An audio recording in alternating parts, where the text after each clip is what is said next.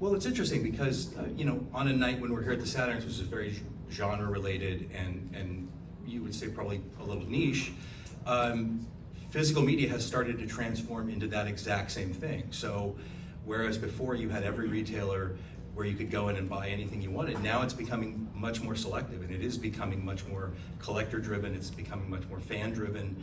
And so in that way, it's kind of appropriate that they at the Saturn celebrate this, because it is kind of the same thing that they started doing, and now that has become. So I think, it was great back in the days where it was just, you could do anything you wanted, but there is kind of something more special about the fact that it is a little more tailored towards a very specific type of buyer, which I kind of appreciate, and it lets me do stuff like we did with this, which is create a 90-minute documentary and do all this other crazy stuff that, the average person probably won't care about, but the people in this room love. So that makes me happy, and that's good. And it's, I said when I was on stage, the whole thing about this is that we lose sight of the fact that movies are not just a thing that entertains us and then next week something else comes out and we dispose of this thing, that they live with us forever.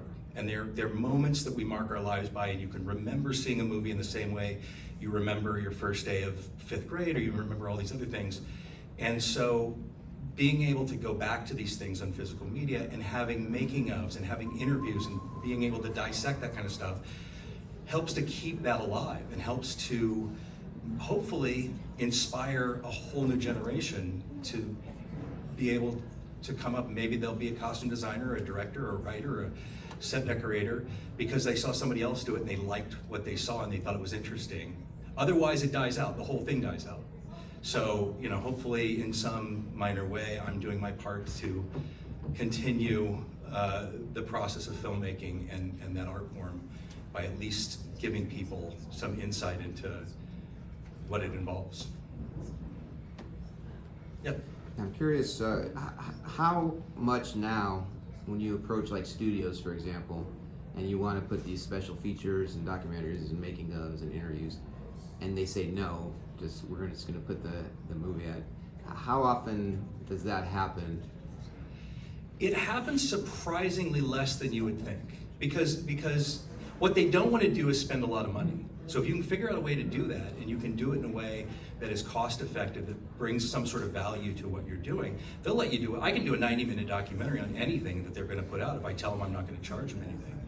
So it really becomes the balance of how much are they willing to spend versus what can I deliver for that, and that's really the meeting where sometimes they'll go, well, we can only do this much, and we'll go, okay, great, we can do this much then. We can do something that's 20 minutes, not 2 hours. We can do something that's 20 minutes instead of 90, so that's where, but it also comes down to it's kind of just up to me as the producer of the disc, where I can say, well, I'm gonna do this, and if I come in on budget, then it doesn't matter.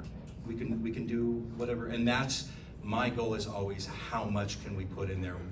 Because I don't care as much about the sales, and I don't care about the budget. What I care about is the disc good? Is the person that's gonna buy this, are they happy with it, and they come back and say, oh, I really like this, is really good. Because hopefully then that gets me another job in the future, and it sort of solves itself.